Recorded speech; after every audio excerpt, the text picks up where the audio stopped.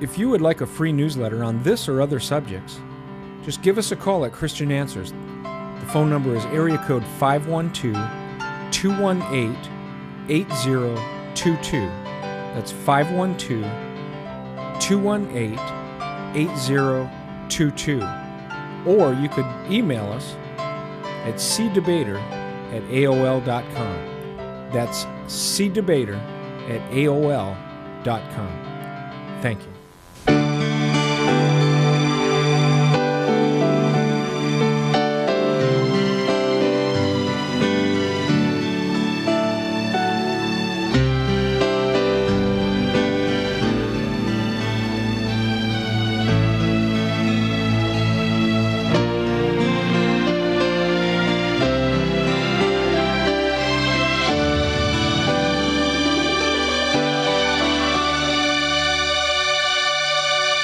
Greetings, and thank you for joining us today. I'm Larry Wessels, your host, and I want to thank you for being here for this special broadcast on the topic Seventh-day Adventism. Now, you normally don't hear much about that topic.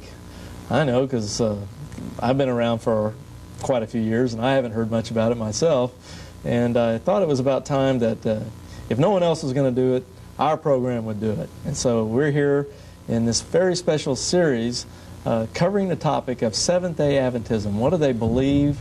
What do they teach? All the different aspects and ramifications of that particular religion. And to help me expound on this topic, and I think almost in a very scholarly way, is this very special guest from Pennsylvania. He's an author. He's authored the book, which I happen to have a copy right here, called Are Seventh-day Adventists False Prophets? A Former Insider Speaks Out. Wallace D. Slattery, author. This, in my opinion, is one of the best books available right now on the market on the teachings and doctrines of Seventh-day Adventists. And I recommend that you get it at your Christian bookstore, or through our ministry, or through Wallace's ministry. I will now introduce him and give him a chance to give a little background information on himself and his beautiful wife, and also his mailing address for his ministry. So Wallace, I want to thank you again for being with us in this series. You're on camera. You'd like to say hello to our audience and also give a little background information about yourself. Very happy to be back with you people today. Carol and I were Seventh-day Adventists all our lives until we left a few years ago in 1984. We have done a tremendous amount of research trying to find out the facts about Adventism, what it really is, whether it is truly Christian or not. And if you would like to contact us about our book, you can contact us through Stepping Stones Ministry at Box L1124, Langhorne, Pennsylvania, 19047. Oh, very good, Wallace. And Carol, would you like to say a few words? You were on last week, and there's some new viewers this week that didn't catch probably show number 1. And would you like to say a few words about yourself? Well, I'm happy to be here. And I'm also from an Adventist family. I grew up in an Adventist family. Mm-hmm. Was an Adventist all my life. And not until Wally did some research did we find out that there were problems in the church. And that's why we're here today. Okay, very good. Well, our viewers out there, hopefully you caught part 1 of this series. It was highly enlightening if you were able to see it. Wallace here did an outstanding job getting into the early history of the church and a lot of unknown teachings that seem to have been suppressed over the years. I'll keep you in a little suspense on what those things were and hope that you catch a rerun of that, or maybe contact our ministries to find out more about that particular show. But since there is a limited amount of time, we want to cover as much new material as we possibly can in the time we have available to us. So in this particular show, we won't be covering very much of what we covered previously, and we will continue to move into new territory as we explore together the vast panorama of Seventh-day Adventism, its prophet and their doctrines and understandings of Scripture. Well, basically what I'd like to do now is turn it over to Wallace for a moment here. to give us just a very brief synopsis, a recap, to kind of bring us back to where we ended last week, so we can pick up there and move on. Wallace, we've got these charts we showed last week. This is just for our new viewers, just briefly. We're not going to get into any kind of detail like we did last time. But if you could explain for our viewers here about the spirit of prophecy, the people here in this picture, and then maybe Hiram Edson down here in the Millerite thing, and then we'll try to get back to where we were from last week. Certainly.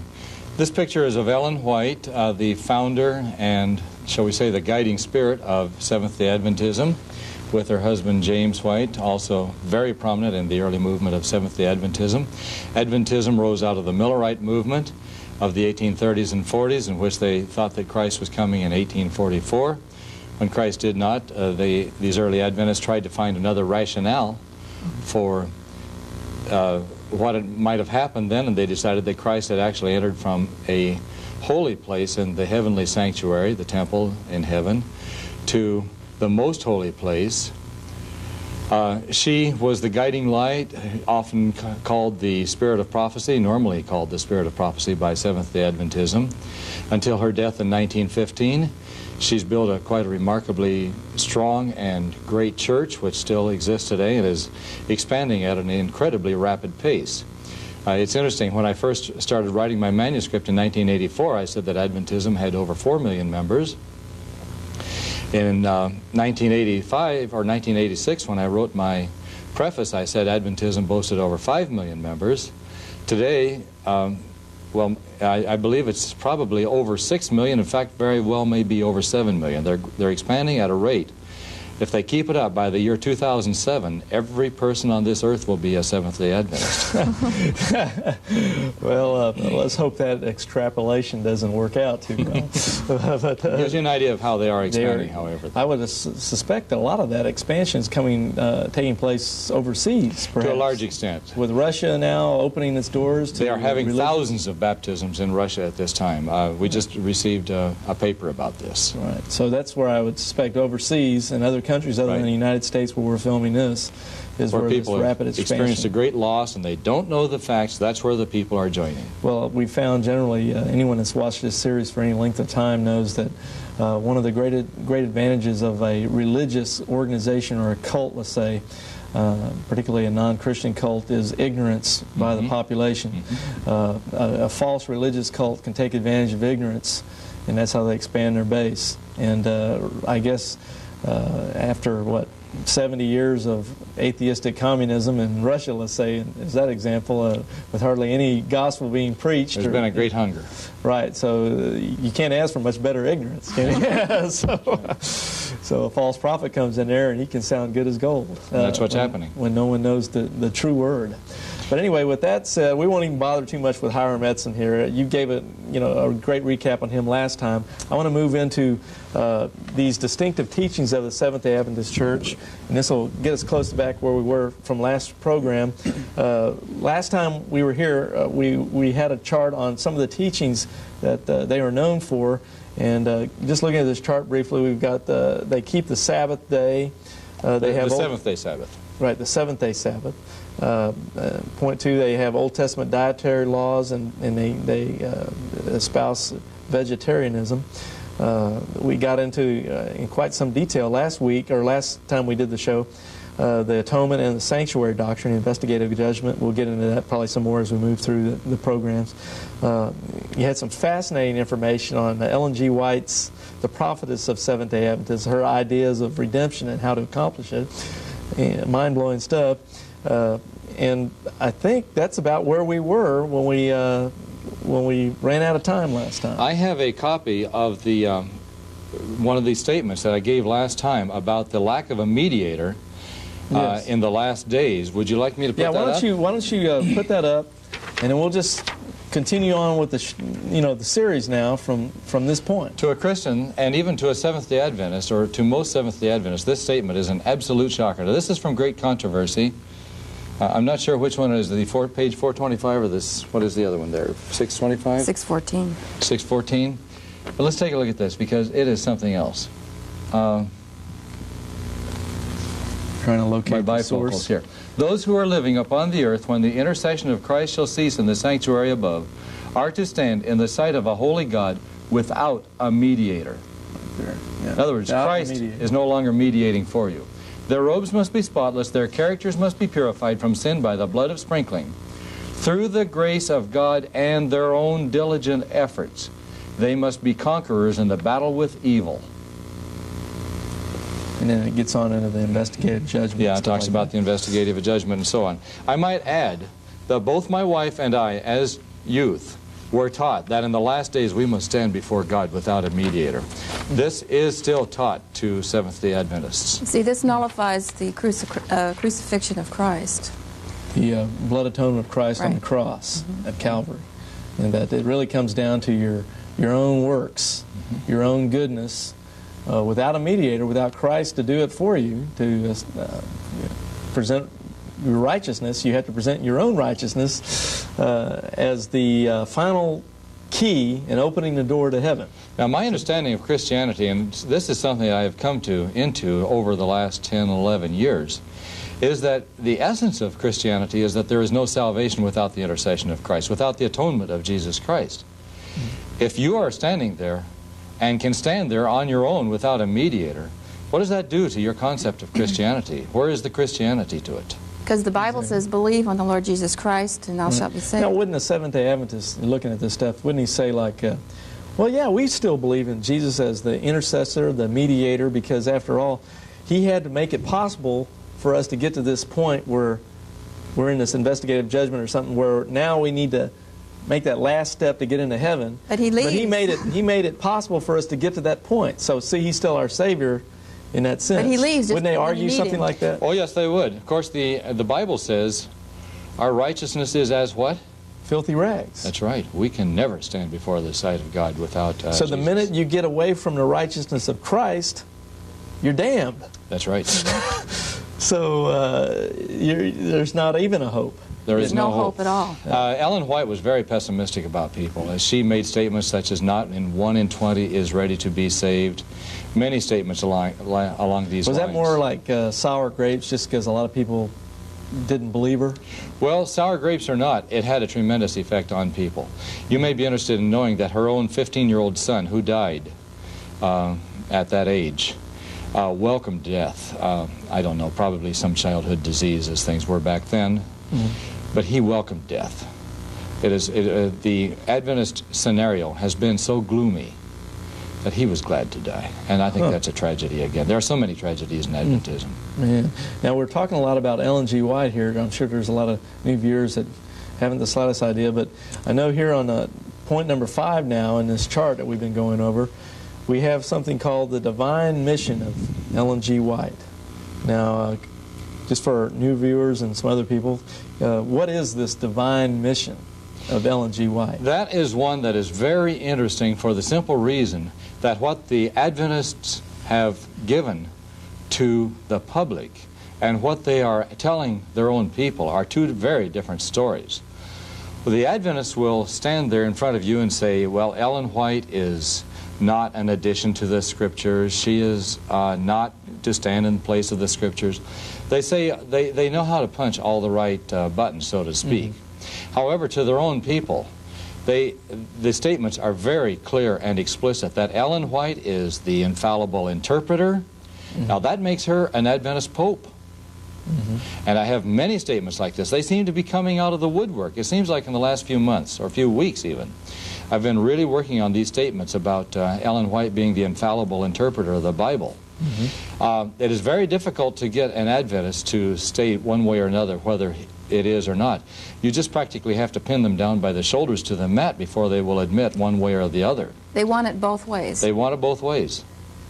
But the statements I have are just incredible. I have a number with me. Let me pull some of these out. These are concerning the divine mission of Ellen G. White and Right. what she has to say. And I know we've got some charts coming up here later in the show that will get into quite some detail on that. Okay, here we are. You've got one that you've got so much documentation. I have you so can't much find it all. documentation, that's right. Here's one. An official church publication recently ridiculed the idea that Ellen White is not canonical, as good as the Bible. an addition to the Bible. What publication is that? This is the E.G. White Estate, Spirit of Prophecy Day Sermon, May 16, 1981. And D.A. Delafield, who is in the White Estate, or has been in the White Estate. Now, for new viewers, what is the White Estate? The White Estate is that organization that keeps and controls the writings of Ellen White. It is very close to General Conference headquarters near Washington, D.C. So now, they this keep is all the D.A. original Delafield. manuscripts and papers and things that she wrote. This is another leader in the White Estate, D.A. Delafield, stating, get this one, Mrs. White is canonical as far as doctrinal interpretation authority is concerned. Now, even she's on the same par with the Bible. She's on the same par with the Bible. So if the Bible says it, it's true, and if Ellen G. White says it, it's true. Even the Adventist statement of fundamental doctrines, this is a Seventh-day Adventist book, states that she is ongoing authority. Now, let me hold that up a little higher. Yes, I'll hold it up so you can see it there. And she's the ongoing authority. She is authority. She is ongoing authority. Okay. I have more. They're just all over the place. Now, this is Ron Graybill of the White Estate. Mrs. White seems to argue at points that the visions constituted the final court of hermeneutical appeal. In other words, if you had a question on doctrine, her visions were the final court of appeal. Like the Supreme Court. If you want it settled, she'll settle it for you. That's right. I have others. Listen, well, I had the one here. This is Robert Olson, Secretary of the White Estate.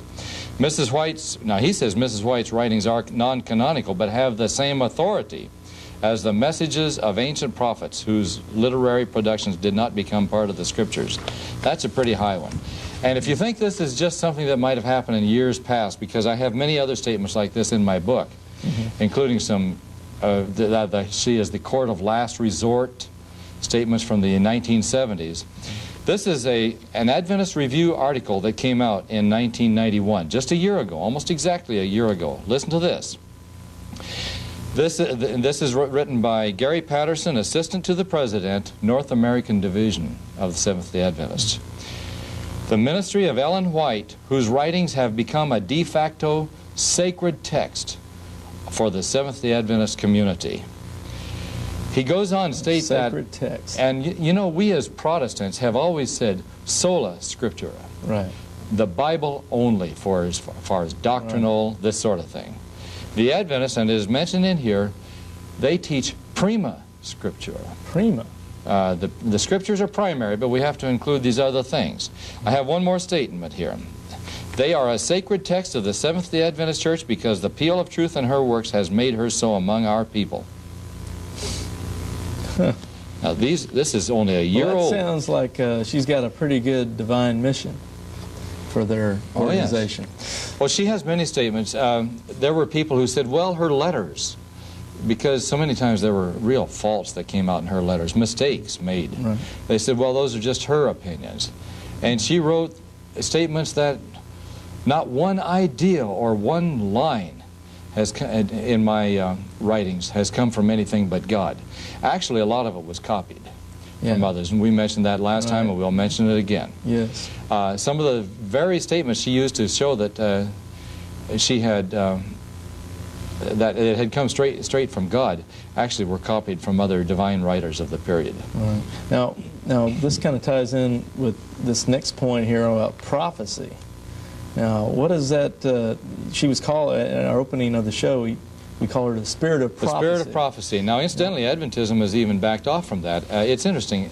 As we used to say up in Nebraska, you chase her down one prairie dog hole and she pops up another. Right. But it seems like, I have a statement from an Adventist leader that she is not the spirit of prophecy. And that is going to stun many Adventists because she has always been called by Adventism the spirit of prophecy. But he says, no, she's not. He says, I believe she had the gift of prophecy, but she is not the spirit of prophecy. In other words, he's saying Adventism is wrong when it calls her that. I got a question here. Why, just looking at this, an average Joe, let's say, why do people believe she's a prophet? Why? Well, why are you just brainwashed growing up as a kid? There's so many people that say they're prophets. Why do these people, who I'd assume are intelligent, good people, they just, they're out there, they got a mind and everything. Why do they suddenly say Ellen G. White's a prophetess and not, let's say, Reverend Moon, who claims to be a messenger of God? Why address that? Well, first of all, she claimed. Right, but so do all these other guys. There are certain tests that she has supposedly passed. So in the minds of Seventh-day Adventists. Well, she passed the test of, see, what are some of the tests? Well, supposedly she led a good life. Well, that's dependent on what you find out in research. I would say so. They also say that she speaks to the law and to the prophets, and therefore, Okay, now y'all were both Seventh-day Adventists for what? How many years were you Seventh-day Adventist? I was from birth until 44, and so you were a Seventh-day Adventist for 44 years. Right. Carol, how many years were you at Seventh-day Adventist? Same amount of years? Same amount. 44. So I've got 88 years of Seventh-day Adventist sitting here with no, me. she's younger than I am, so it isn't quite that many. Well, I mean, I'm just putting the years of the Seventh-day Adventist. Now, putting yourself back in that mindset before you learned all these new things, what convinced you personally? Was it just because you were raised that way? Was that how you just accepted her as a prophet? Well, first you were told what to believe, so, and then the people convincing you would say that she agreed with the Bible. That was one thing. So you just basically, because you're a kid, you're growing up, you accept what your parents say. Right. I'm just fascinated, how people follow, they just get this idea that this person's the true prophet of God. And since y'all have got experience, I figured that'd be kind of an interesting question. Then you were told that she held a Bible up, a 40-pound Bible. She held it up. So you're given a lot of stories. A lot of stories. Which, as it turns out, in reality, are nothing more than that. Just stories that really weren't true. But you're accepting basically almost a lot of fables, sort of like the Greek did way back there with Zeus. He thought Zeus was up on a mountain. And it just comes down to a lot of almost like blind faith. Not based on any real facts. It's just, you're taking this leap of faith and you just want to believe it because you want to believe it. What they do with the new convert is Ellen White really isn't mentioned to the new convert. What happens is after you join the organization, then they will present you with certain proof texts, certain things she said that do correspond with the Bible.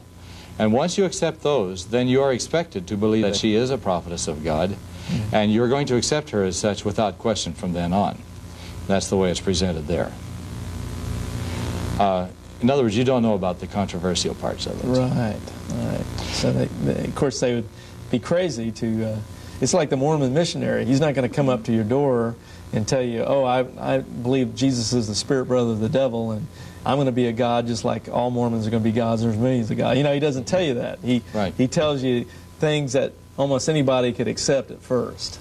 And after they get you baptized and get you into their organization, then they start feeding you these more controversial doctrines that it'll be easier for you to swallow them. But if you try to come on with it right up front, they might get the door slammed in their face. And when you're in church, you're just really bombarded with statements that she's made in sermons. You hear about her, so it's just. Now that's an interesting question right there. When you're sitting in the pew, what's a sermon in a Seventh-day Adventist church like? Do they spend a lot of time on Jesus, or do you hear a lot about what Sister White says, or what's the breakdown?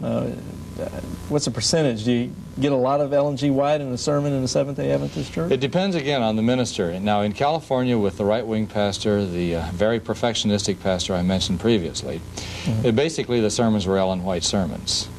With lots and lots of sanctification. Brethren, we need to do this, brethren, we need to do that, and so on. With some miracles, of course, thrown in. Now, in Pennsylvania, the pastor we had was comparatively gospel-oriented as far as Adventist pastors go, and we used to laugh about this. The first 3/4 of the sermon would be a beautiful gospel sermon with good, straight gospel. But the last 15 minutes, the pastor would be very careful to throw in all the howevers. And these would be all the Ellen White quotes and so forth that basically negated everything the man had said up to that point. Oh, yeah. So the man knew the gospel, but at the same time, he knew enough to take care of his own job. I see. So just to keep his own job, he has to compromise the gospel. Oh, yes, he did. Amazing thing. So getting back to our chart then, that was just some fascinating questions. It kind of spurred in my mind there as we were talking. But we've got these other doctrines. Did you have anything more you want to say on prophecy, or should we go on to the soul sleep thing? I would like to mention some things about prophecy that I think are very relevant, and that is that Adventism is very strongly opposed to what it calls apostate Protestantism, which basically means all the other Protestant organizations. But they do accept Roman Catholicism. Oh, no. And they're very strongly opposed to Roman Catholicism, although many of its doctrines are rather similar, or some of its doctrines are quite similar to Catholicism, as opposed to the Protestantism it so strongly opposes. And they also like to make a big thing of spiritualism. Their scenario for the last days are that Protestantism, Catholicism, and spiritualism will join hands and will rule the world. At that time, these combined organizations, and by the way, with the great physical help of the United States, which is also going to be running the world. At this time, they will unite in forcing a Sunday law upon the world, forcing everybody to not merely to abstain from work on Sunday, but to worship on Sunday. It's sort of like a universal blue law. Sort of but much more so. It'll be a law forcing everybody to worship on that day, not merely not buying cars. You know, this sort of sounds like something Ellen G. White might have said. It's exactly what she said. And there's, at that time, almost like she's the brain, and any kind of strange thing you hear coming out of the Seventh-day Adventists, it almost can be traced back to what Ellen G. White said. It does. Somewhere Incidentally, down the line. much of this, however, came from the theological suppositions of some of the other leaders. She copied their theological suppositions as coming from her visions, and that has been documented. So it's not really all hers, although she makes it sound as if it is. Right. In those last days, then, there will be great persecution of what is left of Seventh-day Adventism. Toward the end, God will announce through the heavens the day and hour of His coming. That's shades of William Miller's date setting again. They just can't seem to swallow that Matthew 24 passage. No, they have their problems with it. And then Christ will come, the wicked will be destroyed, and so on. I could go on. There's much more. Well, does this tie in with this little mini point I had on here under soul sleep about the remnant church?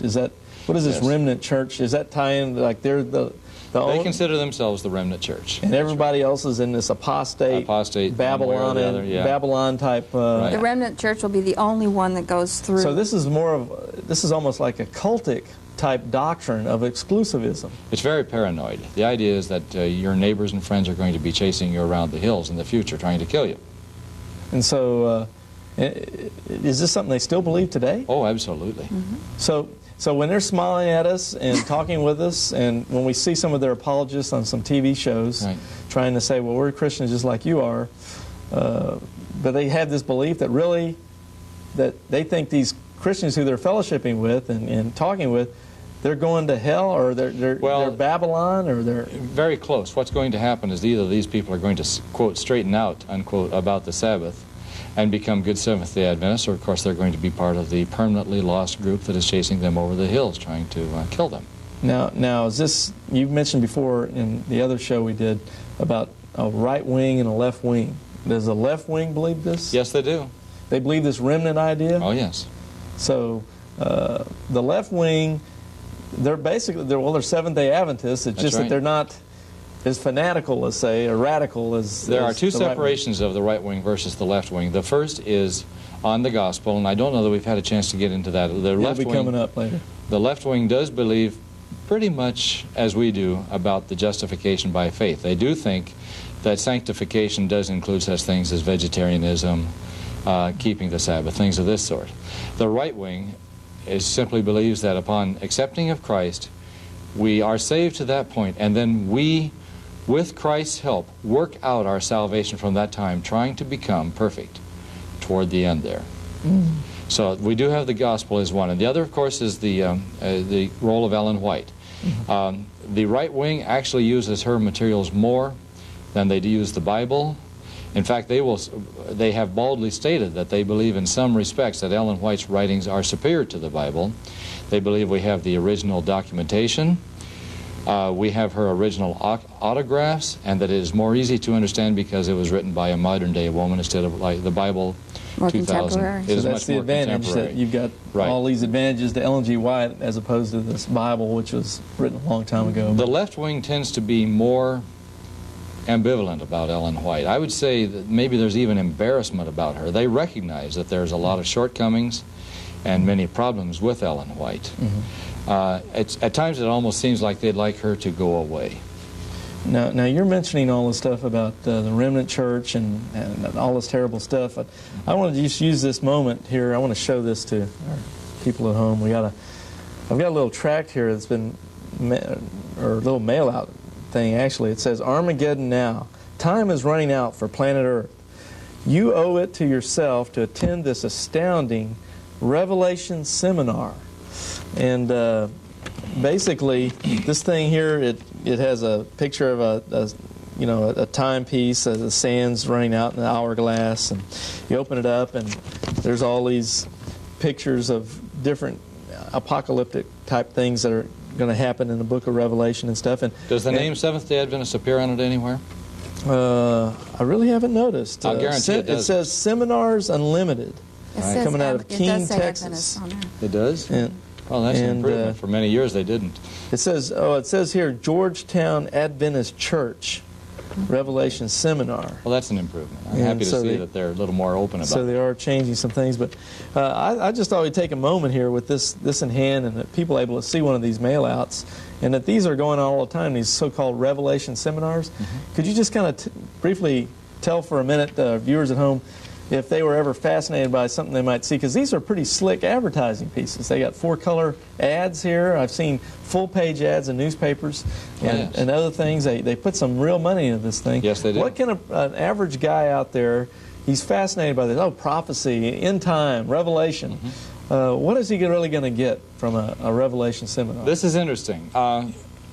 What usually happens is that they will start off with studies of some of the old prophecies, Daniel 2 with the 4 kingdoms, including the Roman Empire, followed by the divided Europe, etc. So there'll be a number of prophecies they'll go through. Then they start getting into the law. They love the law. They'll talk about how that they believe the 10 Commandments are still binding upon humanity. Then they get into the Sabbath, the need to keep the Sabbath. Then they'll get into the dietary rules we talked about up Almost here. everything on our chart. Right. I guess they wouldn't get into Ellen G. White too much since No, because usually. it's the first contact with In fact, I have talked to Seventh-day Adventists who never had her presented to them before becoming Seventh-day Adventists, converted Seventh-day it's Adventists. just a strategy of not That's right. bringing her on until after they get you in. On the other hand, I have seen talks given on Ellen White and how they believe she is the spirit of prophecy and so on. So it seems to go either way. Okay. So basically, are they going to get a good, sound biblical exposition of the book of Revelation on end-time prophecy? Well, they'll certainly get a good sound exposition on the Seventh-day Adventist view of the book of Revelation. Okay. Right.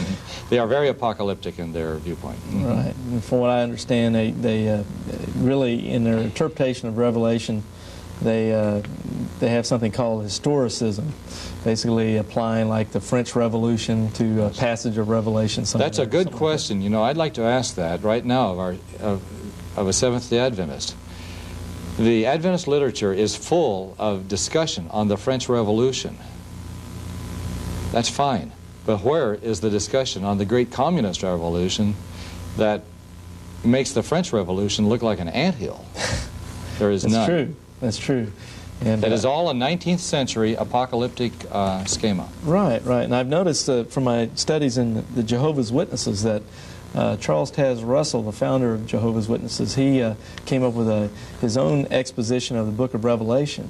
And a lot of what he has in his book kind of ties in with the same kind of Adventist view of Revelation, where he's saying, well, this verse is the French Revolution, and this verse means some historical event over here. And Russell came out of the early Adventist movement. So the Jehovah's Witnesses and the Adventists have common ties at their beginnings. Yes. Something that I don't believe the Seventh-day Adventists are very enthusiastic about. In fact, speaking of that, there is almost a tie between a lot of these American pseudo-Christian groups or cults, you might want to say, in that you've got the Restoration movement back around the early 1800s with Alexander and Thomas Campbell. They started something called a Church of Christ and the Disciples of Christ, Christian Church, stuff like that. Out of that group came Sidney Rigdon, who was in the Church of Christ with Alexander Campbell. He got with Joseph Smith. They put together the Book of Mormons and so forth. Out of that, a lot of these guys started getting mixed up with the Millerite movement. And from there, the Adventists, from there, Charles Taze Russell, the Christadelphians with Dr. Moore. And it gets to be a pretty fascinating thing as you look at all these groups and how the Seventh-day Adventists are tied right in with all these early 18th century, or 1800s, early 19th century American religious movements going on. They were part of what's called the Burnt Over District, which is from, shall we say, Pennsylvania on through New York on up into New England, where again and again and again they had religious revivals.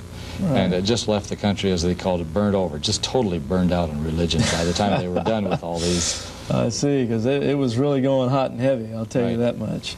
We're about ready to go on to our next chart practically here. We've gone through, we had the soul sleep, remnant church. There are some things about where Ellen G. White had said something about the sinful nature of Christ, and we'll get into that maybe later on in the show, somewhere in there. And there was one other question. I put it on a chart just to remind myself because I thought this was kind of interesting. Seventh-day Adventists, like most churches, they have something like the Lord's Supper, the communion service. Oh, yes. Is there anything, of course, I think I know what it is, but is there anything that's distinctive about a Seventh-day Adventist communion service that maybe a lot of other churches wouldn't practice? Well, I'm not really sure what you're aiming at. I can tell you two things that might seem a little unique. One is that the wine is grape juice. Okay. And that goes back to that dietary stuff. Right. The other, and I'm not sure, is that there is a foot washing involved. Is that what you're... That's what I was pointing at. I was looking for the foot washing because I'm kind of wondering where in the Bible does it say to wash your feet to take the Lord's Supper. It's kind of an interesting distinctive on a common sacrament. It was. I just thought that was kind of an interesting viewpoint that they can take the Lord's Supper. When you look at the passages, the Lord's Supper, the foot washing is mentioned in John 13. But that's completely different from where you find the passages about the Lord's Supper. And it's kind of interesting how unrelated passages of text are put together in a common sacrament. So it makes you think, well, if this can happen on this, can it happen on other doctrines and teachings? Well, as you can imagine, the foot washing does lead to some very interesting situations, and perhaps we better not get into that. Right. Very, very fascinating. But from what I've understood from another Seventh-day Adventist I talked to, a former one, he said it actually kind of kills a lot of the participation in the communion service, and that a lot of people don't like to participate in foot washing. So a lot of people will stay home that day. Yeah, so they just don't even bother to come to church so that it can avoid foot washing. So actually this doctrine added on actually takes away from what's supposed to be a joyful time with the Lord. I always felt it was demeaning, but maybe that was... Yeah, it was just... I just thought it was kind of interesting. It's something you don't see too often. There's, I think the primitive Baptists get into foot washing and stuff, but that just was one of those I've heard the story of the mill workers that all wore blue socks in the time they had a surprise foot washing, and they took their socks off, and here were this long line of blue feet. Yeah, I can imagine. Well, I guess with that, what we want to do is move on to some interesting questions. Of course, we're tying this whole series into a question we asked in part one. Is there were certain questions you can ask to determine whether a religious organization is a cult or not, a cult grouped around someone's interpretation of the Bible. And once they do that, then they go beyond what the Bible clearly teaches on cardinal Christian doctrines. And we're trying to ascertain if Seventh-day Adventists fall into that category. And with that said, I've got a chart here asking the question, Ellen G. White, God's prophet? And basically I have some quotes here from Ellen G. White with references and page numbers and so forth. And Wallace, I'd like you to kind of read. I'm sure you've seen this before. It's probably even in your book somewhere. Sure. But I'd like you to go through a couple of these, and I think we've got some more on the ensuing charts. But let's give the viewers an idea of how important Ellen G. White is as far as being seen as God's prophet. Well, you can see this first statement, God was speaking through clay, and these letters which I write in the testimonies I bear. I am presenting that to you, that which the Lord has presented to me. I do not write one article in the paper expressing merely my own ideas. They are what God has opened before me in vision, the precious rays of light shining from the throne. Even parts of that were copied. You're kidding. That's right. Really? Yes. You mean she couldn't even say this without stealing something from somebody else? They've had their big problems about her copying. They used to say, well, you know, here we have this amazing thing, this girl who only went through 3rd grade. Remember how I mentioned that she was injured when she was a small child. Then later on they said, well, you know, she was, and they used this as evidence. I mean, here are these marvelous things being written, and yet, you know, we have this girl with a 3rd grade education. Then sounds like the Mormons. They always tell me Joseph Smith only had a 4th grade education. Oh, okay. It had to be from God that he wrote this Book of Mormon and all this kind of stuff. Later on they began saying, well, maybe she had a little better education than we thought she had previously. Then later on they said, well, maybe she saw some things and unconsciously copied them, and not even knowing that. She had a photographic mind, they said. Finally, they came to, well, she had an unconscious photographic mind. She would read things, photograph them in her mind, and later on, unconsciously write them out. Now, there's a very interesting statement written by her own husband about the copying, and there were tremendous amounts of copying. The Adventist leadership has admitted, well, I have one statement by the Adventist leadership in which they admit that over 50% of the Great Controversy was copied. That's a book. That's her major book, The Great Controversy, which tells about the history of Adventism leading on up through these great apocalyptic events I told you about. Investigative judgment. Right, the investigative judgment, all these things. Her husband, James, wrote a very good statement about this. Let me pull it out here. Okay. And James White, that's her husband. That's right. And he had some things to say about... Okay, here we are. This is James White writing. Does unbelief suggest that what she writes in her personal testimonies has been learned from others? We inquire, what time has she had to learn all these facts? And who for a moment can regard her as a Christian woman if she gives her ear to gossip, then writes it out as a vision from God? And where is the person of superior natural and acquired abilities who could listen to the description of 1, 2, or 3,000 cases, all differing, and then write them out without getting confused, laying the whole work liable to 1,000 contradictions? Listen to this. If Mrs. White has gathered the facts from a human mind in a single case, she has in thousands of cases.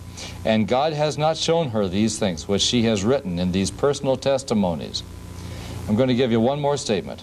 In her published works, there are many things set forth which cannot be found in other books, and yet they are so clear and beautiful that the unprejudiced mind grasps them as truth. If commentators and theological workers generally had seen these gems of thought which strike the mind so forcibly, and had they been brought out in print, all the ministers in the land could have read them. These men gather thoughts from books, and as Mrs. White has written and spoken 100 things as truthful as they are beautiful and harmonious, which cannot be found in the writings of others. They are new to the most intelligent readers and hearers. And if they're not to be found in print and are not brought out in sermons from the pulpit, where did Mrs. White find them? From what source has she received the new and rich thoughts which are to be found in her writings and oral addresses? She could not have learned them from books, from the fact they do not contain such thoughts. Certainly she did not learn them from those ministers who had not thought of them. Now, the interesting thing is, and this is horrifying to the Adventist believer, every condition that James White laid down here that would make her a false prophet, every one of them Ellen White has met. Everyone. Got the documented facts? That's right. It's all every documented. Case. That's right. So her own husband would condemn her through his words there. Inadvertently, but he did. Right, as a false prophet. That's right. Well, that's fascinating. Well, let's go on here with this chart. I'll go ahead and read this one real quick. Move on to the next. This is Ellen G. White still talking here. She says, when I send you a testimony of warning and reproof, Many of you declare it to be merely the opinion of Sister White. You have thereby insulted the Spirit of God. So anytime anyone would say, oh, it's just your opinion, she says, oh, it's like you're slapping God in the face here. You better not take it as my opinion. It's coming from God. Mrs. White had an interesting thing happen in the early 1900s. I'd like to share with you because it's very interesting. There were Adventist leaders who were saying, we've got really serious problems with what you're saying and your claims. We don't know for sure that you are really truly a prophet of God. So she said, and she wrote out a testimony, supposedly straight from an angel, saying, God has directed me that if any of you have questions, write them out, and I will answer them. And she sent this out to these people. They thought that's very fair. So they wrote out their questions. They wrote out, as I remember, about a dozen questions about various things that had come up. She took these questions. A few weeks later, she sent out another testimony. The angel of the Lord came to me in a vision in the night and said, don't answer these questions. God changed his mind. Whoa, you have the document? Yes, I do. I don't. Now, that'd be hard for some people to believe. I don't think I have it right here, but I have it, and I can produce it to you in a little bit. Oh, man, that's incredible. I mean, that's right in the... I have it. Oh, you've got it? Yes, I just thought of it. Oh, okay. Hold on. What is this? This is a very interesting little article. Okay. Okay, the first was a testimony. Would you like me to read it to you? I have the whole thing, or shall I just give you? It's again, the people involved in the medical work, and she talks about Dr. Kellogg, that's J.H. Kellogg, the brother of W.K., who started Kellogg's Corn Flakes. Yes. Elders Jones, Tenney, Taylor, etc. I was directed by the Lord to request them and any others who have perplexities, etc., to specify what their objections and criticisms are. The Lord will help me to answer these objections, make plain that which seems to be intricate. Let those who are troubled now place upon paper a statement of the difficulties, etc. Let it all be written and submitted. Okay. Now, the physicians from Battle Creek sent written replies to the above letter in compliance with the divine instructions, stating their numerous and well-founded perplexities concerning her testimonies. But Mrs. White refused to answer their questions on the basis of this later revelation. Sabbath night, a week ago, after I had been prayerfully studying over these things, I had a vision in which I was speaking before a large company where many questions were asked concerning my work and writings. I was directed by a messenger from heaven not to take up the burden of picking up and answering all the sayings and doubts that are being put into many minds. God changed his mind. God changed it. Could you hold that up for one more moment here to the camera? I'd like people to see a picture of Ellen White in her old age. I'll just put it on the thing here. That's probably when she was in her 80s already, something like that. I would assume so, yes. Yeah, she lived to be... I think I read some Seventh-day Adventist publication where she was 87. over 70 years in public ministry. I think that's correct. She was 87 when she passed away. There she is, and never recanted on anything she said or wrote. It's interesting. Her son, Willie White, years later, said, Mother was directed by God to find various things and that she thought were good and to insert them in her writings, bring them out, various truths. Mm-hmm. Yet when she told me about these, she told me not to tell others that she had been doing this. Mm-hmm. In other words, deceit was being practiced from the beginning. She knew it all along. She knew what she was doing, and she continued it right up to the last. Incredible. Incidentally, some of the last books came out after months and even a year after she had passed away, and basically, and the White estate has not even bothered to argue with this. Walter Ray has demonstrated that they were compilations put together by others under her secretaries, other staff people, stuff like that. Right. Huh. But pushed off as her stuff. But pushed off as visions straight from heaven. Amazing. Well, to go on back to the chart then and kind of keep rolling along here, what we have. I just got a few more quotes here just to back up what's being said here. Here's another statement. Those who are reproved by the Spirit of God should not rise up against the humble instrument. It is God and not an erring mortal who has spoken to save them from ruin. Testimony for the Church, Volume 3, page 257. That's Ellen G. White. saying, "Don't rise up against me, a humble servant or instrument." Not, don't look at me. This is God that's talking to you here. And basically down here, and I think we've seen this before. This is coming from the Advent Review and Herald from October 4th, 1928. Now, the Advent Review and Herald, is that an official magazine of the Seventh-day Adventist Church? Yes, it is. Many of the documents I've brought out came straight from what is today called the Adventist Review. Okay, so this goes back to October 4th, 1928. You say, Seventh-day Adventists hold that Ellen G. White performed the work of a true prophet during the 70 years of her public ministry. That's what I was just talking about. As Samuel was a prophet, as Jeremiah was a prophet, as John the Baptist, so we believe that Mrs. White was a prophet to the Church of Christ today. Here's another statement. This is a fairly recent one from the Adventist Review. Today, the Bible only is the cry of some who seek to discredit Mrs. White and undermine the authority of her writing. On the surface, this slogan sounds logical and appealing, but when analyzed carefully, it is seen to be invalid. And it goes on that comparing her to the writings of Luther and so forth. The problem is, of course, that Ellen White was considered to be an infallible interpreter of the Bible. And in 1971, the Adventist Review describes her as the only infallible commentator on the Bible and the final court of appeal among God's people. Now, this takes us back to the last thing I have on this chart about testing the prophet. She's obviously, they're elevating her to the status of a biblical prophet with full authority, canonical, all the rest of it.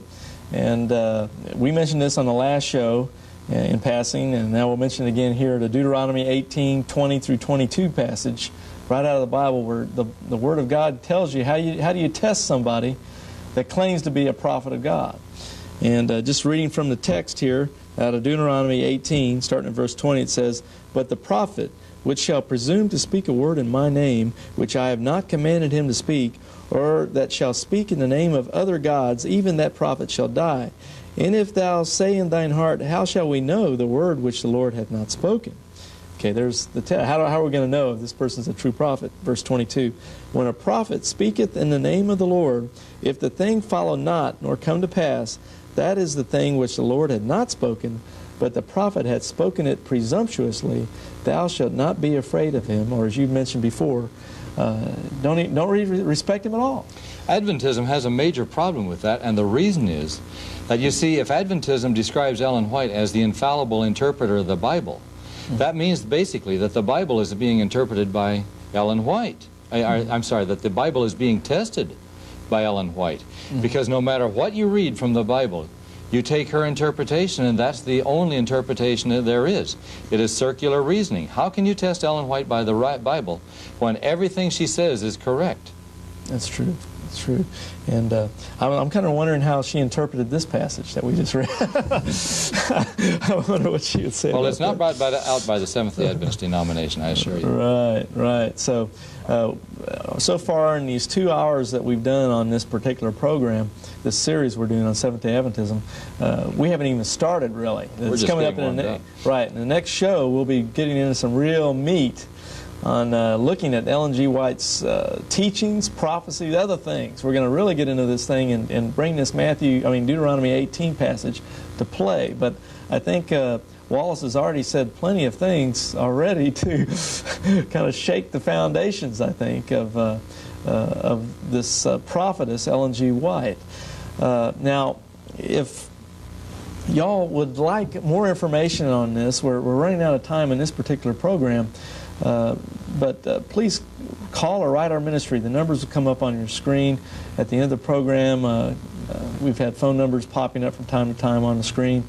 You can write Wallace here personally. I'm sure you answer personal correspondence as well. Oh, yes, I do. People might have specific questions they may want to call to your attention and see what you have to say about a certain subject. In fact, I've always got plenty to say. Why don't you take this moment to give your address again for those that might be interested in this topic? It's Stepping Stones Ministry at Box L1124, Langhorne, Pennsylvania, Langhorne, 19047. I'd like to say something to the Seventh-day Adventist believer who might be following. That is, my wife and I, we love you as a believer. If we didn't love Seventh-day Adventists, we would have major problems with members of my family because they are still devout Seventh-day Adventists. But we do what we're saying is aimed at the organization and against leaders who know what they are describing, and that so many of these things have been hidden from the people. The gospel of Jesus is a simple and beautiful thing. It doesn't need to be hidden and obfuscated with many complicated and complex interpretations. It seems like Adventist leaders are constantly explaining Bible verses that they really don't mean what they claim they do. Mm-hmm. Very well said. I want to thank our viewers for watching once again. This is part 2 of our series. We'll be continuing again next week, this time on this channel. So please join us. I'm Larry Wessels, your host, and if you'd like some literature, other information we have available, particularly from the Research and Education Foundation, of which I'm a staff member, feel free to call or write. We'll be more than happy to send you any kind of information on this particular topic that you may require. We're trying to be open and upfront. We're not trying to espouse any hate towards anybody. The key here is truth, biblical truth. If we really hated Seventh-day Adventism, I doubt that, or Adventists, I doubt we'd even bother doing these shows. Because right. Let them just believe what they want to believe, and if they end up in hell, that's their own problem, you know. But we love you, and we want to make that point clear. Well, God bless you. Thank you for joining us, and tune in again next time. God bless. Bye-bye.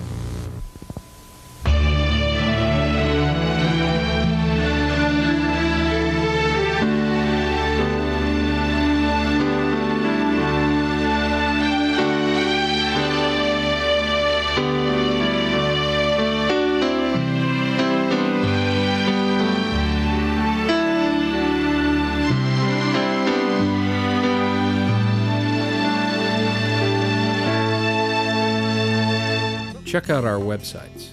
BibleQuery.org. This site answers 7,700 Bible questions. HistoryCart.com.